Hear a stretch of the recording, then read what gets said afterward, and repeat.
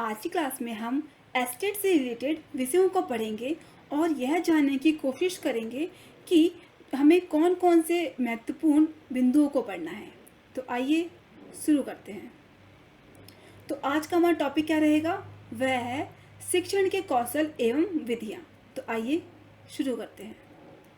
शिक्षण के कौशल एवं विधियाँ। जब मैं बात करती हूँ शिक्षण के कौशलों की, तो सबसे पहले हमें यह ध्यान में रखना, 2-3 बातें याद करना बहुत ज़रूरी है। पहली बात कि हमें आखिर शिक्षण कौशल की आवश्यकता क्यों पड़ती है और इसकी आवश्यकता क्यों है। जब भी एक बच्चे को हम स्कूल में पढ़ाते हैं या फिर कहीं भी शिक्षा देते हैं, तो हमें 2-4 बातें बहुत ध्यान रखनी है। पहली बात कि जब भी हम शिक्षा देते हैं वो किस तरीके से दे रहे हैं, किसको दे रहे हैं, वो कौन सा स्तर है बच्चे का। जैसे कि अगर मैं बात करूं कि अगर मैं 5th क्लास के बच्चों को पढ़ा रही हूँ तो मेरे पढ़ाने का तरीका अलग होगा, और यही मैं 10th क्लास के बच्चों को पढ़ा रही हूँ तो वो मेरा तरीका अलग होगा। वह क्यों? क्योंकि 5th क्लास के बच्चे का मानसिक स्तर अलग होता है और 10th क्लास के बच्चे का मानसिक स्तर अलग होता है। और यहाँ पे कहीं ना कहीं हम उनकी किताबों में उनके जो कोर्स होता है वो बहुत अलग होता है। तो यहाँ पे हमें ज़रूरत पड़ती है विधियों की। विधियों से मतलब तरीका। तो हमें सीधा यह समझना है विधियाँ क्या होती हैं। जिन भी तरीके से हम बच्चों को पढ़ाते हैं वो हमारी क्या होती हैं, विधियाँ। इसके अंतर्गत हमें बहुत सारी चीज़ें पढ़नी है, जैसे कि छात्र केंद्रित विधियाँ, अध्यापक केंद्रित विधियाँ। इसको हम विस्तार में पढ़ने की कोशिश करेंगे। तो आइए आगे चलते हैं। तो पहला हम जानेंगे कि शिक्षण होता क्या है। शिक्षण हमेशा 2 लोगों के बीच की क्रिया होती है, एक अध्यापक, दूसरा छात्र। और ये औपचारिक भी होती है और अनौपचारिक भी होती है। जब मैं बात करती हूँ अंतर प्रक्रिया की, अंतर प्रक्रिया से मेरा मतलब है कि जब शिक्षण होता है तो हमेशा कहाँ होता है, कक्षा में होता है, कक्षा के बाहर भी हो सकता है ना। तो ये कहीं ना कहीं इसमें 2 लोग शामिल होंगे, एक छात्र होता है, दूसरे हमारे अध्यापक। अब यहाँ पर हम देखेंगे कि शिक्षण में हमें क्या क्या चीज़ें हम देखते हैं। पहली बात कि यह हमेशा क्या होता है, एक परिपक्व एवं अपरिपक्व के बीच में विचारों का आदान प्रदान होता है। यानी कि हम सूचनाओं को, तथ्यों को क्या करते हैं, एक परिपक्व कौन होता है, अध्यापक हो गया या फिर कोई वयस्क हो गया, और अपरिपक्व यानी कि बालक। तो उनके बीच में ये विचारों का आदान प्रदान होता है। तो इसको क्या कहते हैं, हम शिक्षण कहते हैं।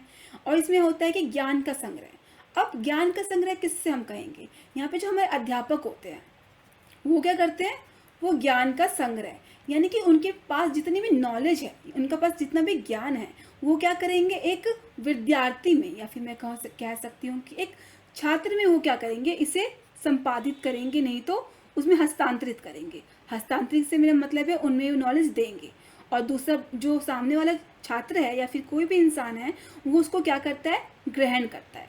ठीक है। अब देखिए महात्मा गांधी ने हमें क्या कहा था। महात्मा गांधी शिक्षण के बारे में ये कहते थे कि जो शिक्षण के माध्यम से, जो चौथा पॉइंट यहाँ पे आप देख सकते हैं, शिक्षण के माध्यम से क्या होता है, शिक्षण के माध्यम से हम एक इंसान में उसके सर्वांगीण गुणों का विकास कर सकते हैं। यानी कि हम एक इंसान के अंदर जितनी भी उसकी चीज़ें हैं, यानी सर्वांगीण विकास के मतलब उसका शारीरिक विकास हो गया, उसका मानसिक, उसका नैतिक, उसका सामाजिक, ये सारे विकासों को हम किस तरीके से कर सकते हैं, हम वह सब विकास को हम कर सकते हैं शिक्षण के द्वारा। तो चौथा पॉइंट ये बोला हुआ है। उसके बाद है कि शिक्षण से क्या तरीके से क्या होता है, शिक्षण के जरिए एक व्यक्ति, यानी कि एक व्यक्ति से मेरा तात्पर्य है कि जैसे कि एक अध्यापक हो गया, वो क्या करता है, अपने गुणों से मेरा तात्पर्य है अपने ज्ञान को, अपने कौशल को, यानी कि वो चीज़ जो सीखता है। और ये शिक्षण सिर्फ एक क्लास का जरिया नहीं होता है, मैं कह सकती हूँ कि सिर्फ एक क्लासरूम से सीमित नहीं होता। शिक्षण का बहुत बड़ा दायरा है, या फिर हम बाहर भी कह सकते हैं। इसमें हमें स्किल्स की बात करूँ कि आपकी अभिरुचियों की बात करूँ तो यहाँ पे हम वो देख सकते हैं कि शिक्षण से क्या होता है, एक इंसान दूसरे इंसान में या फिर एक व्यक्ति दूसरे व्यक्ति में क्या करता है, अपने ज्ञान यानी कि उसके पास जितनी भी नॉलेज है, वो चीज़ों को जितना समझ रहा है।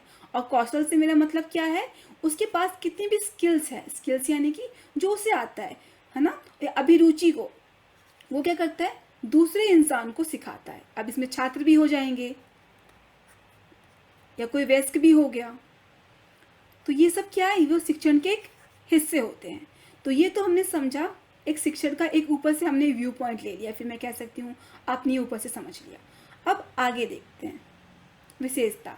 अब शिक्षण अगर मैं शिक्षण की बात करूँ तो उसमें क्या क्या, उसकी क्या क्या विशेषता होती है। पहली बात, शिक्षण के जरिए क्या होता है, एक इंसान में या फिर मैं कह सकती हूँ कि एक विद्यार्थी में, क्योंकि जो भी इंसान किसी को भी पढ़ाता है, ये सिर्फ उम्र की बात नहीं होती है। शिक्षण जो भी इंसान लेता है वो एक विद्यार्थी ही होता है, और जो देता है वो उसका एक गुरु की तरीके से हम उसको कह सकते हैं, और इसमें कोई उम्र का दायरा नहीं होता है। पर अगर हम स्कूलों की बात करी जाए तो सबसे पहले क्या होता है, इसमें ज्ञान प्राप्त होता है, यानी कि आप एक इंसान दूसरे इंसान में, एक अध्यापक दूसरे व्यक्ति में अपने क्या करता है, अपने ज्ञान देता है, या फिर उस इंसान को, उस विद्यार्थी को ज्ञान का अर्जन होता है। एक ये विशेषता होगी शिक्षण की। दूसरी विशेषता क्या हो गई, कला एवं विज्ञान। अब देखिए, कला एवं विज्ञान शिक्षण को क्यों कहा जाता है, आप ये बात अच्छे से समझिएगा। कला का मतलब क्या होता है, इंग्लिश में मैं कहूँ तो आर्ट होता है। और एक कला कैसे सीखी जाती है, अपने अनुभव के द्वारा। यानी कि शिक्षण एक ऐसी प्रक्रिया होती है जहाँ पर हम क्या करते हैं, जितना अनुभव लेते जाएंगे, हम जितना समझते जाएंगे चीज़ों को, हम उतना ही अच्छे से पढ़ा सकते हैं। इसी वजह से ये विधियों का हम कह सकते हैं कि हमें ज़रूरत पड़ रही है। क्योंकि आप खुद ही देखिए, एक अध्यापक, आपके सामने दो अध्यापक है मैं समझाऊं तो, एक अध्यापक का पढ़ाने का तरीका बिल्कुल अलग होता है और दूसरे का उससे बिल्कुल अलग। हो सकता है कि आप एक अध्यापक से बहुत अच्छे से समझ रहे हो, वहीं दूसरे अध्यापक से आप दूसरे तरीके से इतने अच्छे से नहीं कनेक्ट कर पा रहे हो। तो ये भी क्या है, एक कला है, यानी कि शिक्षण भी एक कला है। और विज्ञान क्यों कहा गया, विज्ञान दूसरा पॉइंट हमारा क्या आता है, विज्ञान का वो क्यों कहा जाता है, देख समझिए। विज्ञान इसलिए कहा जाता है क्योंकि विज्ञान में क्या होता है, अवधारणाएं होती हैं, यानी कि तथ्य होते हैं। अब शिक्षण में भी, यानी कि शिक्षण में सिर्फ कोई भी बातें हवा में नहीं की जाती। मेरा मतलब है कि आप किसी भी बात को ऐसे नहीं कह सकते हो, उसके पीछे कोई तथ्य होना चाहिए, कोई साइंटिफिक या फिर मैं कह दूँ वैज्ञानिक तथ्य होना चाहिए। तो शिक्षण क्या होती है, एक कला भी होती है और दूसरा विज्ञान भी होता है। हर सब्जेक्ट में, चाहे हिंदी हो, मैथ्स हो, जितने भी हैं उन सब में कहीं ना कहीं उसकी विज्ञान भी है और अनुभव, दोनों ही साथ में हमारे चलते हैं। उसके बाद आता है कि शिक्षण क्या होता है, अध्यापक का प्रतिफलन। यानी कि जो मैंने आपको समझाया कि आप, एक टीचर हो सकता है कि आप उससे बहुत अच्छा समझ रहे हो, दूसरा टीचर हो सकता है कि आप उससे इतना अच्छे से नहीं समझ पा रहे हो एक ही टॉपिक को। क्या उसका वजह क्या है कि एक अध्यापक की जो होता है, जो पढ़ाने के लिए बच्चों में अपना पूरा जोर डालता है। और ये शिक्षण जो, अब यही वजह होती है कि जो शिक्षण जो होता है वो अध्यापक का, यानी कि जो इंसान, जो अध्यापक आपको पढ़ा रहा है उसका प्रतिफल होता है, यानी कि उसकी मेहनत का फल होता है। एक अध्यापक पढ़ाने के लिए बच्चों को बहुत एग्जाम्पल्स देता है, उदाहरण देता है। उसकी वजह क्या होती है कि वो बच्चों से अच्छे से समझ सके विषयों को। तो यही एक उसकी महत्वपूर्ण बिंदु है। उसके बाद है कि संप्रेषण कौशल, जो नेक्स्ट पॉइंट मैं आपको दिखा रही हूँ वो क्या है, संप्रेषण कौशल की प्रधानता। अब संप्रेषण कौशल मैं किसे कहती हूँ, संप्रेषण कौशल से मेरा मतलब यह होता है कि अगर मैं आपसे ये टॉपिक आपको बता रही हूँ, इसका मतलब यह है कि मैं आपसे कम्युनिकेट कर रही हूँ, यानी कि आपसे संप्रेषण कर रही हूँ। और अगर मेरा संप्रेषण अच्छा होगा, मेरा कम्युनिकेशन अच्छा होगा, तो आप उन चीज़ों को समझ पाएंगे। अगर मेरा संप्रेषण कौशल आपसे मैं नहीं जुड़ पा रही हूँ अपनी बातों के जरिए, तो आपको वो चीज़ें नहीं समझ में आएंगी। और इसी वजह से शिक्षण में संप्रेषण कौशल की एक अहम भूमिका होती है। अगर आप क्लासरूम में बच्चों को पढ़ा रहे हैं और बच्चे आपकी बातों को सुन ही नहीं रहे हैं, तो आपका शिक्षण कोई, आप पढ़ा ही नहीं पाएंगे। इसलिए आप एक अध्यापक के जरिए आपका एक भूमिका है कि आप उन चीज़ों को क्या करें, अच्छे से समझें, आप उन बच्चों की बातों को अच्छे से समझ पाएँ। तो ये सब क्या हो गई, शिक्षण के सारे दायरे हो गए और उसकी विशेषता हो गई। अब शिक्षण के उद्देश्य हम थोड़ा पढ़ लेते हैं, उसके बाद धीरे धीरे हम करेंगे। अगर हम शिक्षण बच्चों को देते हैं तो उसका सबसे पहले देखिए, अब शिक्षण क्यों दी जा रही है, हमारे समाज में शिक्षा की इतनी उपयोगिता क्यों है।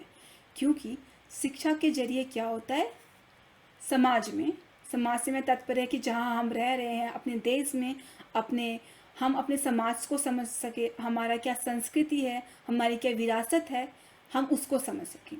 दूसरा, मानवीय मूल्यों का विकास। एक बच्चे में, एक इंसान में मानवीय मूल्य यानी कि संवेदनाओं का, इन सब चीज़ों का, नैतिकता का, सामाजिकता का, कैसा व्यवहार करना है, उसका हम शिक्षण के ज़रिए बच्चों में हम ये सब मानवीय मूल्य का निर्माण कर सकते हैं। और फिर है इसमें दूसरा पॉइंट है नैतिक मूल्यों का विकास। नैतिक मूल्य का मेरे विकास से क्या मतलब है? देखिए, हम यह जानते हैं कि हर बच्चे का स्तर, उम्र का स्तर, अगर मैं छोटे बच्चों की बात करूं तो उनमें सोचने समझने की स्तर बहुत कम होता है। और नैतिक मूल्य का विकास उनमें कैसे होता है? हम जिस तरीके से, मान लीजिए 2 बच्चे हैं, अब एक अध्यापक का काम होता है, फिर एक समाज का, उसके माता पिता का काम होता है कि उनके नैतिक मूल्यों का विकास करें।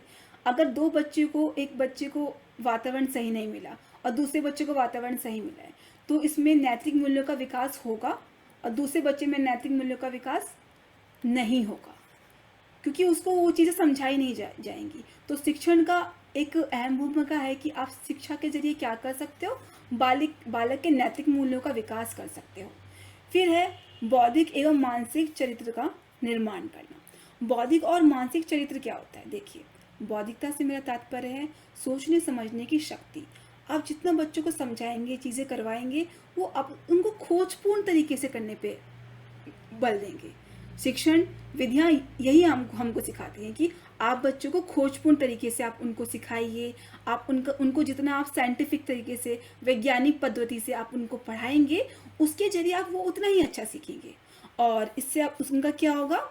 पहली बात, उनकी बौद्धिक विकास बहुत अच्छा होगा। फिर उनका मानसिक चरित्र, मानसिक विकास भी होगा, जो हम बौद्धिक कह सकती हूँ मैं।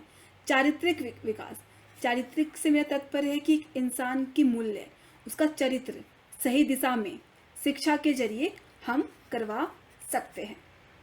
फिर है इसके अंदर कि हम एक बालक को सहयोग से मेरा मतलब यह है कि हम समाज में रह रहे हैं तो सामाजिक विकास शिक्षा के जरिए हम एक क्लासरूम में, एक कक्षा में बच्चों से क्या करवा सकते हैं? ऐसी गतिविधियां करवा सकते हैं जिनमें वो सहयोग की भावना, एक दूसरे की मदद करने की भावना, बंधुत्व यानी कि भाईचारे की भावना, सहनशीलता यानी कि वो चीज़ों को समझ सके। अब सहन से मैं तात्पर्य है कि वो चीज़ों को कितना अच्छे तरीके से कर पा रहे हैं और अपने आप को सहनशील, किस अवस्था में कैसे अपने आप को सही दिशा में रखना है, ये आप शिक्षा के जरिए करवा सकते हैं। दूसरा है सृजनशीलता। सृजनशीलता से मेरा मतलब है कि क्रिएटिविटी। एक बच्चे के अंदर एक साइंटिफिक, वैज्ञानिक पद्धति से भी मैं कहूँ तो, अगर आप बच्चों को जितना क्रिएटिव यानी कि सृजनशील, आप उनको जितना खोज करने के लिए खुद से सिखाते हैं, वो खुद से चीज़ों को करना करते हैं, तो उनकी सृजनशीलता भी शिक्षण के लिए अहम भूमिका होती है। ओके, ठीक है। तो देखिए, हमने शिक्षण के सारी चीज़ें समझ ली कि हमें शिक्षण विधियों की क्यों ज़रूरत है, क्योंकि अगर शिक्षण विधियाँ नहीं होंगी तो हम बच्चों को पढ़ा नहीं पाएंगे, विभिन्न स्तर पर हम बच्चों के हिसाब से उन्हें नहीं पढ़ा पाएंगे। अब आगे हम देखते हैं, जैसे मैंने आपको बताया शिक्षण विधियाँ। अब देखिए, अब एक अध्यापक और छात्र, जैसे यहाँ पे पहला पॉइंट क्या है? शिक्षक केंद्रित विधियाँ, जिसे हम कहते हैं टीचर सेंटर्ड मेथड। अब ये क्या है हम ये समझेंगे। और दूसरा क्या है? छात्र केंद्रित विधियाँ। शिक्षक केंद्रित की मैं जब बात करती हूँ तो उसका मतलब यह होता है कि इस विधि में एक अध्यापक की भूमिका, एक शिक्षक की भूमिका महत्वपूर्ण या फिर गौण कह सकती हूँ कि महत्वपूर्ण हो जाती है, मुख्य हो जाती है। इसमें विद्यार्थी जो होगा वो द्वितीय आएगा और हमारा शिक्षक क्या होगा? सबसे पहले उसको रखा जाएगा। उसका मतलब यह है कि जो जितनी भी चीज़ें होंगी वो शिक्षक के अनुसार होगी, बालक के हिसाब से नहीं, छात्र के हिसाब से नहीं। मतलब कि इसमें ऐसी विधियाँ आती हैं। और जो छात्र केंद्रित विधियाँ होती हैं उसमें हम छात्र को केंद्र में रखते हैं कि हमारा केंद्र बिंदु कौन है? छात्र है, और उसी के हिसाब से चीज़ें होंगी। तो आइए देखते हैं डिटेल में। अब मैं इनकी मुख्य मुख्य बिंदु आपको बताती हूँ। जैसे कि पहला क्या है? वर्णनात्मक। वर्णनात्मक से मेरा मतलब है डिस्क्रिप्टिव वर्णनात्मक, यानी कि अब शिक्षक केंद्रित विधियों में आप सोचिए क्या होगा, खुद ही अपने आप को आप समझिए, अपने हिसाब से, अपने खुद के बौद्धिक स्तर पे आप सोचिए शिक्षक केंद्रित विधियाँ क्या हो सकती हैं। यानी कि अब हम क्लासरूम में जाते हैं, कक्षा में जाते हैं, तो वहाँ क्या होता है, कभी कभी टीचर हमको पूरी थ्योरी पढ़ा देती हैं और पूरी, और हमें उसमें बस वो क्लास में जाते हैं और पूरी थ्योरी पढ़ा देते हैं, हमसे ना कोई क्वेश्चन पूछा जाता है ना कुछ किया जाता है।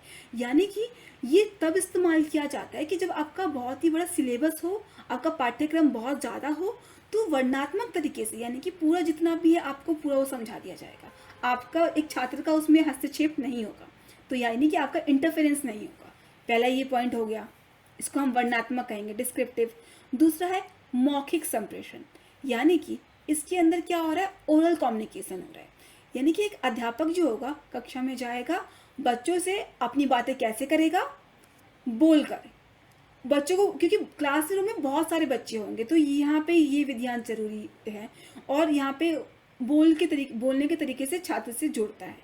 दूसरा है, इसको हम औपचारिक भी कहेंगे। औपचारिक का मतलब फॉर्मल, एक होता है अनौपचारिक, एक होता है औपचारिक। यानी कि यहाँ पे औपचारिक इसलिए कहा जाता है क्योंकि देखिए, अगर औपचारिक का मतलब यहाँ पे छात्र को गतिविधि को रोका जाता है, उन्हें ज़्यादा इंटरफेयर नहीं किया जाता।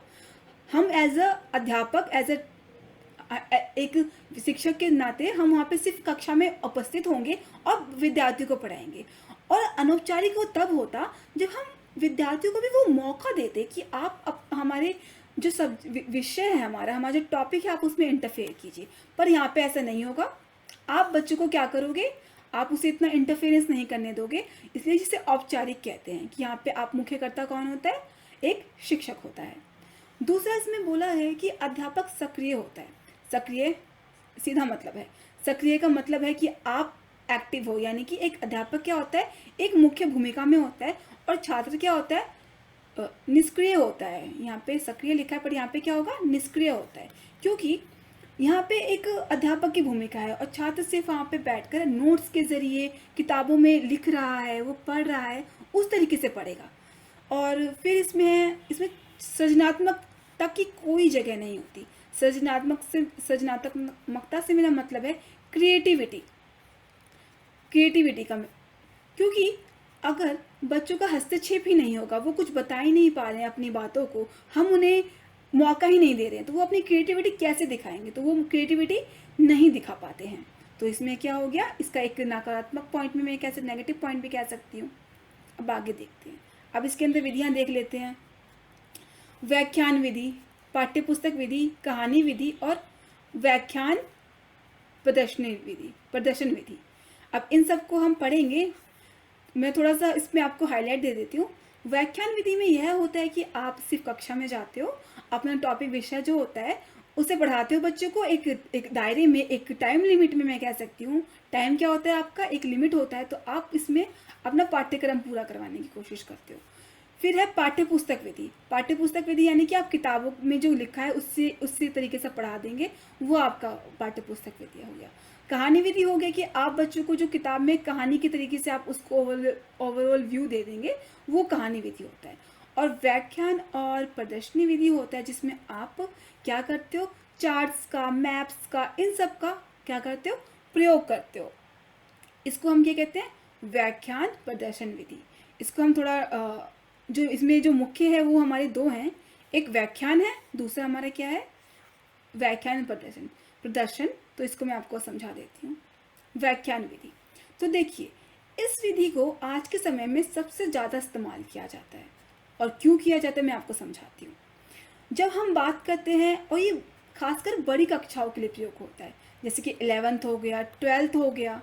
और वो क्यों होता है, क्योंकि हमारी जो इस कक्षाओं में जो हमारा विषय होता है वो बहुत ज़्यादा होता है, ब्रॉड होता है। तो इसमें क्या होता है कि एक अध्यापक के नाते आपके पास इतना समय नहीं होता कि आप इतने सारे बच्चों को जोड़ पाएंगे। तो आप क्या करते हो, या फिर मैं कॉलेज की बात की जाए तो आप खुद आपने अगर खुद नोटिस किया होगा कि जो कक्षाएं होती है कॉलेजेस में या फिर स्कूलों में इस बड़े लेवल पे होती है, वहाँ पे क्या होता है कि सिलेबस बहुत ज़्यादा होता है। एक अध्यापक कक्षा में आता है, अपना जो जितना भी उसे पढ़ाना होता है उसकी तैयारी अच्छे से करते हैं अध्यापक, और उसे समझाते हैं। तो ये व्याख्यान के अंदर आता है। और देखिए अब इसकी मुख्य पॉइंट मैं आपको पढ़ा देती हूँ, समझा देती हूँ। देखिए कि आज के समय में इस विधि से पढ़ाया जाता है, यानी कि आज के समय में यानी कि ज़्यादातर जगह इसी विधि से, व्याख्यान विधि से पढ़ाया जाता है। फिर दूसरा बोला है कि इस विषय को संपूर्ण पीरियड में पढ़ाया जाता है, क्योंकि आपके पास एक ही पीरियड होगा स्कूलों में, है ना। तो आपके पास एक पीरियड होगा और आपके पास टॉपिक कितने होंगे, एक एक चैप्टर होगा, और आपका सिलेबस कितना है, बहुत ज़्यादा होगा। तो इसी वजह से कि आप अपने सिलेबस को पूरा करना चाहते हैं, इस वजह से आप इसका उपयोग करेंगे। फिर आता है किसे, विचार व अवधारणा को प्रस्तुत किया जाता है। विचार और अवधारणा मतलब यहाँ पे मैं बात होती है आपकी, अवधारणा का मतलब होता है सिद्धांतों की। साइंस में देख लीजिए, मैथ्स में देख लीजिए, सामाजिक विज्ञान में, हर जगह अवधारणा, विचार, अवधारणा प्रस्तुत की जाती है। सारे विचारों को हिंदी में सब हर जगह इस तरीके से पढ़ाया जाता है। अब आगे देखते हैं। अब इसमें अब ये जो व्याख्यान विधि हमने पढ़ी उसके मुख्य बिंदु पढ़ लेते हैं। जैसे कि मैंने छात्र अध्यापक केंद्रित में बताया ही था, अध्यापक केंद्रित विधियों में, कि इसमें क्या होता है कि तो ये भी बिंदु अध्यापक से है, तो कैसे आप इससे जोड़ सकते हैं, आप खुद ही समझिए। इसमें आपका छात्र क्या होगा, निष्क्रिय होगा, यानी कि उसका हस्तक्षेप बहुत कम होगा। फिर होता है कि इसमें अध्यापक क्या होता है, सक्रिय होता है। सक्रिय से मेरा मतलब क्या है कि वो एक एक्टिव रोल या फिर उसका मेन रोल होता है, उसका मुख्य भूमिका होती है। अब देखिए, अब इसमें क्या होगा, जब व्याख्या हमें दे रही हूँ या फिर मैं आपको भी व्याख्या दे रही हूँ, आपका हस्तक्षेप कम होगा, तो आप अब यहाँ पे क्या कर सकते हैं, मेरी बातों को आप नोट बना सकते हैं, उसका नोट्स बना सकते हैं उसका। वैसे ही कक्षाओं में विद्यार्थी क्या करता है, इन सब चीज़ों का नोट्स बनाते हैं, ठीक है। तो ये क्या हो गया, यहाँ पे एक विद्यार्थी क्या करता है, नोट्स बनाता है। फिर है इसमें अध्यापक की क्या रोल होगा उसमें, कि वो पाठ्यक्रम पूरा करना चाहता है, उसको एक टाइम पीरियड दिया हुआ है, उसको एक समय अवधि दे रखी है। इस वजह से इसमें क्या होता है, पाठ्यक्रम पूरा करने पे जोर दिया जाता है और कम समय में सारा कोर्स पूरा करवाना होता है। इस वजह से ये सब हमें चीज़ें सामने आती है। अब आगे देखिए, अब इसमें आप क्या कर सकते हो, अब ये हमारा है व्याख्यान, ये जो विधि है ये हमारे व्याख्यान प्रदर्शन विधि है। इसमें मैं लिख देती हूँ व्याख्यान प्रदर्शन विधि। और ये क्या है, अध्यापक केंद्रित। ये विधि भी क्या होती है, अध्यापक केंद्रित होती है। इसमें देखिए क्या होता है, जो व्याख्यान प्रदर्शन विधि होती है उसके अंतर्गत हम देखते हैं कि एक अध्यापक क्या करता है, टीचर क्या करता है, चित्रों का, मॉडल का। अब तक हमने व्याख्यान विधि में क्या देखा था कि जो अध्यापक था वो क्या कर रहे थे, सिर्फ अपने, मैं कह सकती हूँ कि सिर्फ व्याख्यान दे रहे थे। पर व्याख्यान प्रदर्शन विधि के अंतर्गत एक अध्यापक क्या करता है, वो क्यों करता है, सोचिए। व्याख्यान तो वो साथ में दे ही रहा होता है, पर जब वो प्रदर्शन की बात मैं करती हूँ, मान लीजिए साइंस का सब्जेक्ट है, विज्ञान का विषय है हमारे सामने, तो अगर आपको उसमें बच्चों को पत्तों के बारे में पढ़ाना है कि फोटोसिंथेसिस के बारे में पढ़ाना है, तो आप क्या कर सकते हो, बच्चों को आप चार्ट लेके आ सकते हो, चार्ट, साइंस के चार्ट होते हैं। और अगर आपको सामाजिक विज्ञान में आपको एटलस के बारे में पढ़ाना है, फिर वर्ल्ड ग्लोब के बारे में पढ़ाना है, टाइम जोन के बारे में पढ़ाना है, तो आप मॉडल का इस्तेमाल कर सकते हो, ग्लोब का इस्तेमाल कर सकते हो। तो ये क्या हो गया, व्याख्यान प्रदर्शन विधि। क्योंकि इसमें सिर्फ एक बच्चा तो सहयोग कर रहा है, अध्यापक तो पढ़ा रहे हैं, पर उसके साथ में एक अध्यापक अपना मॉडल के जरिए, चित्रों के जरिए क्या कर रहे हैं, एक बच्चों को पढ़ा रहे हैं। तो ये क्या हो गया, एक व्याख्यान भी हो गया, साथ में क्या हो गया, ये हमारा प्रदर्शन भी हो गई। तो ये क्या हो गए, अध्यापक प्रदर्शन, ठीक है, व्याख्यान प्रदर्शन विधि। और ये महंगा भी नहीं होता है। इसमें छात्र क्या करते हैं, अवलोकन करते हैं। अवलोकन यानी कि बच्चे देखते भी हैं चीज़ों को, उनका थोड़ा उसमें इन्वॉल्वमेंट होता है। और इसमें नोट्स बनाते हैं और प्रश्न करना, एक अध्यापक बच्चे से प्रश्न करते हैं जब वो पूरा विषय खत्म हो जाता है। तो ये क्या हो गया, ये एक अध्यापक केंद्रित विधि है। अब आगे देखते हैं, अब ये हमने पढ़ा, अब हम छात्र केंद्रित विधियां देखते हैं। आगमन विधि। अब देखिए छात्र केंद्रित विधियां क्या हो गई, छात्र केंद्रित विधियों से मेरा मतलब यह है कि अब इससे पहले हम पढ़ रहे थे कि एक अध्यापक जो थे वो कक्षा में पढ़ाने के लिए आते हैं, और उसमें हमारा जो छात्र होते हैं वो एक मूक दर्शन बन जाते हैं, यानी कि सिर्फ देख रहे होते हैं और उनका इन्वॉल्वमेंट भी इतना ज़्यादा नहीं होता है। पर छात्र केंद्रित विधियों में हमारे सामने सिर्फ एक छात्र जो है वो, उसकी भूमिका भी महत्वपूर्ण हो जाती है, ठीक है। तो हम इसे पढ़ने की कोशिश करते हैं, पढ़ते हैं तो इसमें क्या क्या मुख्य बिंदु होंगे, आइए देखते हैं। तो पहला है आगमन विधि। जैसे कि मैंने बताया कि छात्र केंद्रित विधियों में क्या होगा, हमारे मुख्य बिंदु कौन होंगे, हमारे साथ में कौन होगा, एक विद्यार्थी हमारी मुख्य भूमिका में होगा। अब इसी वजह से अब जो भी होगा वो एक विद्यार्थी या फिर छात्र के अनुसार होगा, ठीक है। तो देखिए आगमन विधि में क्या होता है, आप जब बच्चों को पढ़ाते हो, और सबसे पहले तो मैं आपको बता दूं, जो आगमन विधि जो होती है वो बच्चों के, ये छोटे बच्चों की जो प्राइमरी क्लासेस होती है हमारी, जो उसके लिए होते हैं, जैसे 1st to 5th हो गया, हम 6th भी कह सकते हैं, कि हमको उदाहरण देके बच्चों को समझाना है। तो इसमें क्या होता है कि हमारे जो छोटे बच्चे हैं उनकी समझ जो होती है वो बहुत छोटे होते हैं, तो आप उनको सिर्फ सीधा सिद्धांतों के ज़रिए नहीं समझा सकते हो, कि आपने उनको एग्जाम्पल, आप उनको सिर्फ थ्योरी के ज़रिए आप नहीं समझा सकते हो। तो आपको यहाँ क्या करना पड़ेगा, आपको उनको उदाहरण देने पड़ेंगे और उसके बाद सिद्धांत समझाने होंगे। जैसे कि अगर मैं बात करूँ संज्ञा की, हिंदी की मैं बात करती हूँ संज्ञा की, ठीक है। अब संज्ञा पढ़ाने के लिए आप क्या कर सकते हो, अगर आप एक क्लासरूम में गए या फिर कक्षा में आप जाते हो तो आप क्या कर सकते हो, अगर आप सीधा आपने संज्ञा की सीधा परिभाषा देने लग गए आप, तो हो सकता है कि बच्चे वो ना समझे। मगर आप ऐसा कर सकते हैं कि आप क्लासरूम में जाने के बाद हर विद्यार्थी से उसका नाम पूछ सकते हैं कि आपका नाम क्या है, सपना, सोनिया, कुछ भी। अब बच्चे उसका जवाब देंगे कि हमारा नाम ये है, और फिर आप उनसे जगहों का नाम पूछ सकते हो कि आप कहाँ रहते हो, दिल्ली में रहते हो, या फिर आपने ताजमहल देखा है, यानी कि आप जगहों के नाम। और फिर इस तरीके से आप बच्चों से उदाहरण लीजिए। आप आगमन विधि में आप बच्चों से उदाहरण लेंगे और फिर क्या करेंगे, फिर उनको बताएंगे कि ये जो आपने नाम बताए हैं, आपका नाम, जगहों का नाम, तो ये सब क्या होती है, संज्ञा होती है। तो आप यहाँ पे क्या करते हो, बच्चों को सिद्धांत ना बताते हुए क्या करते हैं, आप उदाहरण के जरिए, उदाहरण के से आप उनके निष्कर्ष पे पहुंच जाते हो। यानी कि आप उनको पहले उदाहरण देते हो, फिर उनको बताते हो कि इसको हम क्या कहते हैं, इन सब चीज़ों को हम संज्ञा कहते हैं। और ये एक तरीके से मैं कह सकती हूँ एक वैज्ञानिक दृष्टिकोण भी इसमें रखता है, कि आप इसमें बच्चे बहुत अच्छे, देखिए वैज्ञानिक दृष्टिकोण क्यों कहा जाता है, एक साइंटिस्ट क्यों कहा गया है, क्योंकि एक वैज्ञानिक या साइंटिफिक वो होता है जो खुद से करने पे बल देता है। एक बच्चा जो होता है वो खुद जब चीज़ों को करने लगेगा, खुद ही सोचने पे अपने आप को मजबूर करेगा, या फिर मैं कहती हूँ जिसको हम ब्रेनस्टॉर्मिंग कहते हैं। अगर बच्चे खुद ही अपने चीज़ों को खोजने लगेंगे तो वो बहुत जल्दी सीखते हैं। अगर आप उनको सिर्फ थ्योरी पढ़ा देंगे उस स्तर पे तो वो उतना नहीं समझ पाएंगे।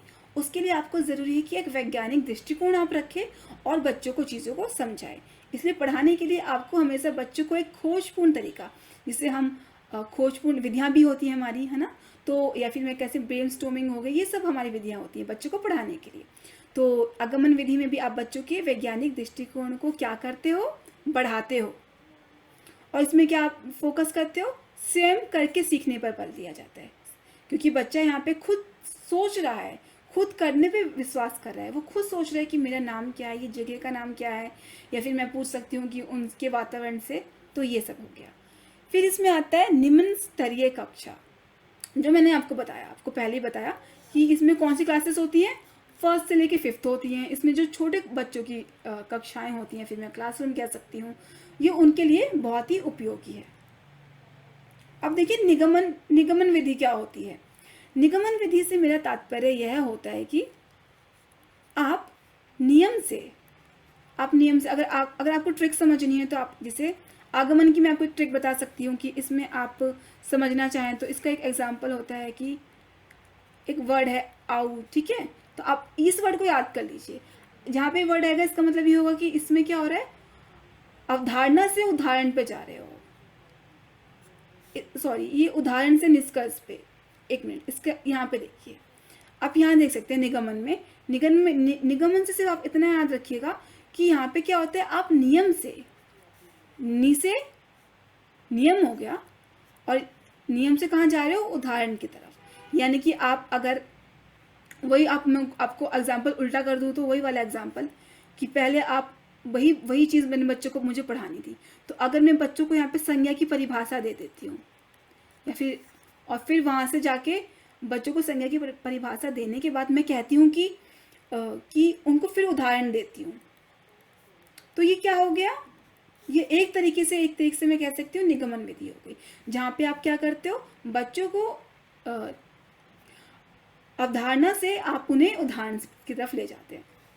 और ये किसके लिए इस्तेमाल होती है, ये उच्च स्तरीय कक्षाओं के लिए इस्तेमाल होती है, क्योंकि इसी में हम देखते हैं कि मैथ हो गया, साइंस हो गया, बहुत सारे ऐसे टॉपिक्स होते हैं जो हमें उनको समझाने के लिए, क्योंकि उसके लिए हम उन्हें हर चीज़ का एग्जाम्पल नहीं दे सकते हैं, ठीक है।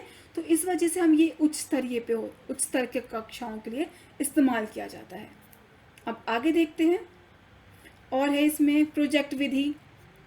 इसमें बच्चों को प्रोजेक्ट दे के सिखाया जाता है। ये किसने दिया था, अब बस इतना याद कर लीजिए, इसे जॉन डीवी ने दिया था, हम इसे याद कर सकते हैं। फिर उसके बाद आता है अन्वेषण विधि, जिसको हम कहते हैं हिंदी में ह्यूरिस्टिक मेथड। इसे दिया था आर्मस्ट्रॉन्ग ने। अब देखिए इसमें क्या होता है, इसमें वही वैज्ञानिक पद्धति की मैं बात करती हूँ कि आपको किसी को भी सिखाना है, किसी इंसान को सिखाना है, तो आप उसे खोजी बनाइए। खोजी से मेरा तात्पर्य है कि अगर आपको कुछ करना है तो आपको खुद ही वो चीज़ खोजनी पड़ेगी, और उससे आप वो चीज़ें बहुत अच्छे से कर पाएंगी। एक विद्यार्थी बहुत अच्छे से कर पाएगा। इसी वजह से इसे हम क्या कहते हैं, इसे हम कहते हैं, हमें बच्चों को खोजी विधि कहते हैं, कि आपको उसे चीज़ों तक लेके जाना है, उसे खुद ही आपको उसे जितना कम हो सके, बच्चों को आप जितना कम हो सके बताइए, और उसके अंदर एक जिज्ञासा पैदा कीजिए कि हाँ ये चीज़ ऐसी क्यों है, और वो खुद ही उस चीज़ों को ढूंढने के लिए उसके पीछे जाएगा, और उससे क्या होगा, वो खोजी भी बनेगा।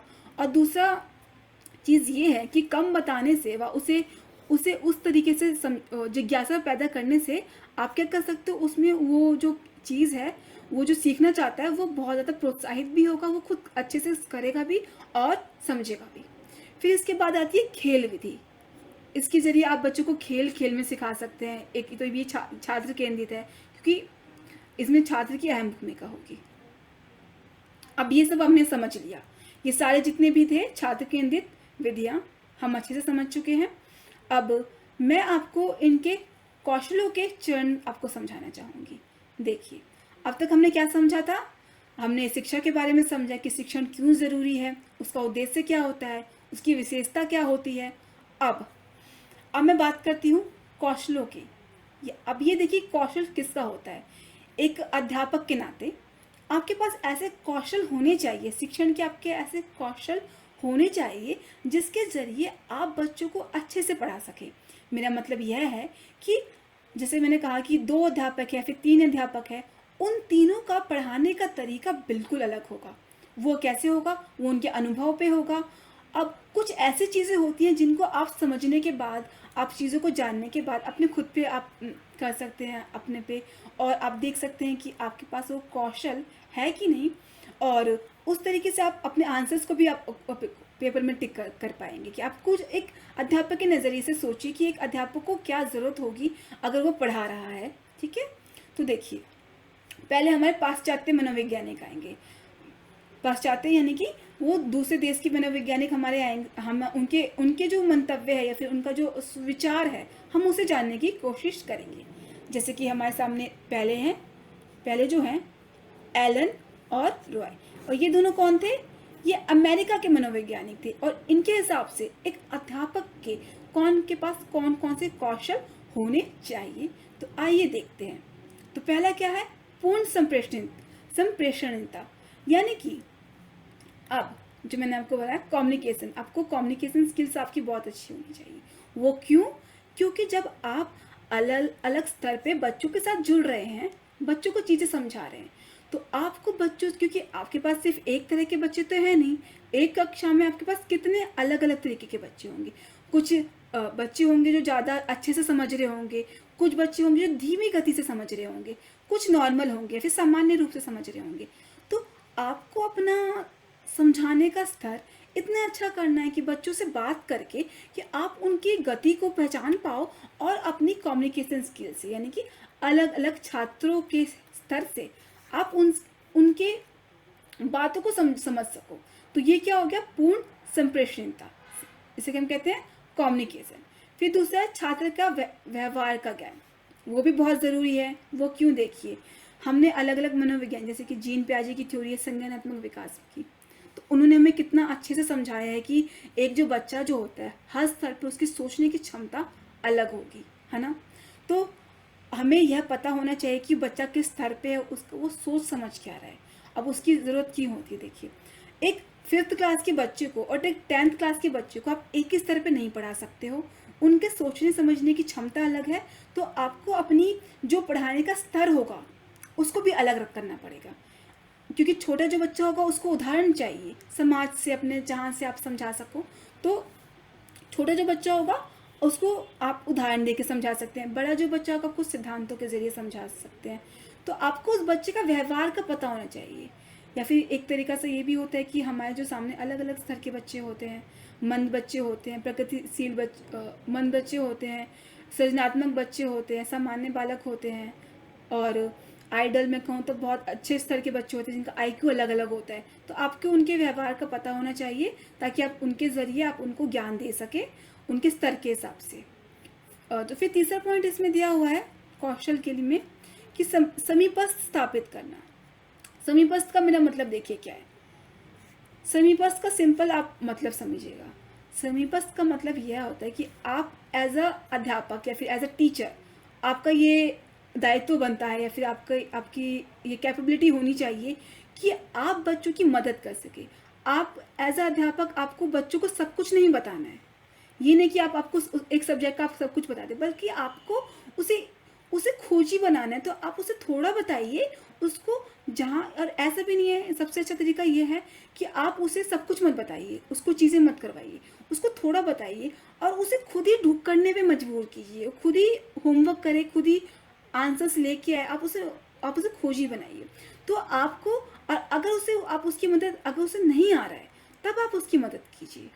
यानी कि समीपस्थ का मतलब यह होता है कि आपको उस बच्चे की जो हाँ प्रॉब्लम आ रही है, जहाँ वो समझ नहीं आ रहा है, आप उसे समझा सके। ये होता है हमारा समीपस्थ स्थापित करना। उसके बाद बोला है विकेंद्रीकरण। विकेंद्रीकरण देखिए क्या होता है। विकेंद्रीकरण मतलब सेंट्रलाइजेशन, यानी कि एज अ टीचर आपका दायित्व बनता है कि आप सभी बच्चों को एक समान स्तर पे पढ़ाएं। यानी कि ये नहीं कि आप किसी बच्चे को अलग तरीके से पढ़ा रहे हैं, तरीका मतलब एक अलग स्तर, है ना। तो सबको आपको एक समान रूप से पढ़ा रहे हैं, यानी कि अगर आपके पास अलग बच्चा भी आ रहा है अगले दिन तो आप भी उसको एक ही स्तर पे पढ़ाएंगे। आप उनके लिए भेदभाव ना करें, सेंट्रल एक समान स्तर पे पढ़ाइए। फिर है उद्दीपन उद्दीप उद्दीपन परिवर्तन। यहाँ देखिए 5th पॉइंट है। उद्दीपन परिवर्तन से मेरा मतलब यह होता है कि अब एक छात्र जो होता है, शिक्षा का मेन उद्देश्य यही होता है कि आप एक बच्चे के कौशलों में, उसके विचार में, उसके सोचने समझने की शक्ति में, या फिर मैं शक्ति में मैं कह सकती हूँ कि चरित्र में, नैतिकता में आप उसमें बदलाव ला सके। और वो कैसे हो सकता है, उसके व्यवहार में परिवर्तन होने के कारण। अगर एक बच्चे, क्योंकि हम कहते हैं कि एक बच्चा जो होता है एक खाली स्लेट होता है, यानी कि आप उन्हें, छोटे बच्चों को आप जितना अच्छे से आप समझाएंगे, चीज़ें करवाएंगे, वो उसी तरीके से चीज़ों को सीखेगा। यानी कि आपका एक दायित्व है कि अगर उसका व्यवहार सही नहीं है तो आप क्या करोगे, और उसके व्यवहार में परिवर्तन लाओगे और उसे एक अच्छा नागरिक बनाओगे, या फिर उसकी समझने में, सोचने में, नैतिकता में आप परिवर्तन लेके आओगे। तो आपके शिक्षण में ये होना चाहिए। दूसरा है पुनर्बलन, यानी कि आप उनको पुरस्कार भी दे सकते हैं, उनको होमवर्क भी देंगे, यानी कि ऐसा जो आप वो काम अपने पढ़ने को दोबारा प्रोत्साहित हो, तो आपको वो भी करना है। फिर 7वां पॉइंट इसमें बोले कि दृष्टांत देना। दृष्टांत का मतलब क्या होता है। अब मैंने आपको इतने सारे पॉइंट्स बताए, अब हर पॉइंट में मैंने आपको एक एग्जांपल दिया। जैसे कि मैंने व्याख्यान विधि में आपको समझाया कि उसमें, उस विधि में एक छात्र जो होता है वो निष्क्रिय होता है, और अध्यापक जो होता है वो सक्रिय होता है। एक क्लासरूम का मैंने आपको एग्जाम्पल दिया। यानी कि अगर आपको बच्चों को पढ़ाना है तो सिर्फ थ्योरी नहीं, आप उसके जीवन से या फिर उसके समाज से, वो जहाँ रहता है वो एग्जाम्पल उठाइए, क्योंकि आप जितना उसके जीवन से उसको जोड़ पाएंगे उतना ही वो आप बच्चों को चीज़ों को समझा पाएंगे। इसलिए आपको ये, आपके अंदर यह आपकी क्वालिटी होनी चाहिए कि आप बच्चों को उदाहरण के ज़रिए क्या करें, हर विषय को अच्छे से समझाए, चाहे वो हिंदी में व्याकरण हो, साइंस में हमारे जितने भी इन्वायरमेंट हो, समाज विज्ञान में हम खुद के जो कह सकती हूँ कि पॉलिटिशियन हो गए या फिर हमारा संसद है, जितने भी टॉपिक्स उस तरीके से हैं आप उनको भ्रमण पे ले जा सकते हैं। ये सब हमारे सामने उदाहरण आ सकते हैं, अब उन्हें देंगे। फिर है प्रश्न पूछना। प्रश्न से मेरा तात्पर्य यह है कि आप प्रश्न कैसे पूछेंगे। आप ये देखेंगे कि बालक का स्तर क्या है। अगर वो निम्न स्तर पे है यानी कि छोटे स्तर पे है तो आप उसको उच्च स्तर के सवाल पूछिए। ये नहीं कि बच्चे को जो आता है वही पूछिए, आप उसके खुद के उसका जो स्तर है उससे ऊपर उठिए और उसको ऐसे प्रश्न पूछिए जिससे उसे सोचने पे वो मजबूर हो जाए। तो ये आपके अंदर कौशल होना चाहिए और आपको यह भी पता होना चाहिए कि उस बालक का स्तर क्या है। तो आइए, ये तो थे पाश्चात्य जो हमारे मनोवैज्ञानिक आते हैं। इसके बाद जो हमारे मनोवैज्ञानिक है वो भारतीय मनोवैज्ञानिक है। तो आइए देखते हैं कि इनमें कौन कौन से ऐसे मनोवैज्ञानिक हैं जो हमारे देश के जिन्होंने भारतीय शिक्षा शास्त्री जिन्होंने इन बातों के हमें कौशलों के लिए कहा है। पहली बात उन्होंने भी कहा कि समीपस्थ हमको बच्चों को हमें अंदर कौशल होना चाहिए, यानी कि हम बच्चों को जो पढ़ा रहे हैं उसको कहाँ तक लेके जा सकते हैं ये हमें होना चाहिए। यानी कि हमें उनके आंसर्स तक लेके जाना है। उनको अगर कुछ समझ में नहीं आ रहा है तो हमें पूरा नहीं बताना है उनको, हमें उन्हें एक अन्वेषण या फिर मैं कह सकती हूँ कि खोजी बनाना है उनको। तो ये एक पॉइंट आता है। दूसरा है ब्लैक बोर्ड। अब जैसे कि मैं अभी आपको पढ़ा रही हूँ तो मेरे पास कोई ब्लैक बोर्ड नहीं है, पर मेरे पास लैपटॉप में मैं आपको एज अ चौक की तरह पेन को लेके आपको ये चीज़ें दिखा रही हूँ कि आप ब्लैक बोर्ड का यूज़ कीजिए। वैसे ही आप अगर आप बच्चों को पढ़ा रहे हैं, जैसे साइंस में आप पढ़ाते हैं तो आप मॉडल्स बना सकते हैं। मॉडल्स का मतलब चित्र बना सकते हैं। हिंदी में आप उदाहरण लिख सकते हैं, है ना। और सामाजिक विज्ञान में आप मैप ड्रॉ कर सकते हैं और मैथ में तो आप एग्जाम्पल्स दे सकते हैं।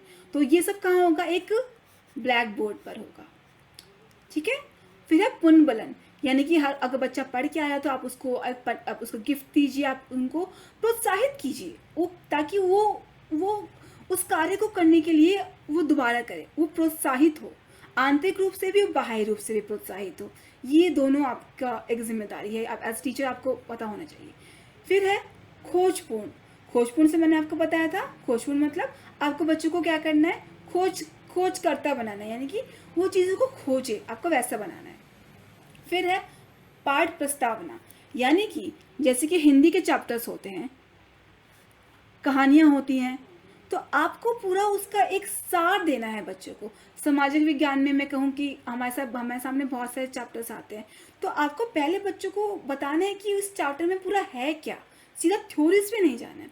तो आपके अंदर ये कौशल होना चाहिए। तो ये थे हमारे सारे पॉइंट्स, इसको हमने समझा कि ये सब एक शिक्षण कौशल हमारे लिए क्यों महत्वपूर्ण है और ये हमारे एक शिक्षक के लिए ये क्यों ज़रूरी भी है और इसकी एक अहम भूमिका है।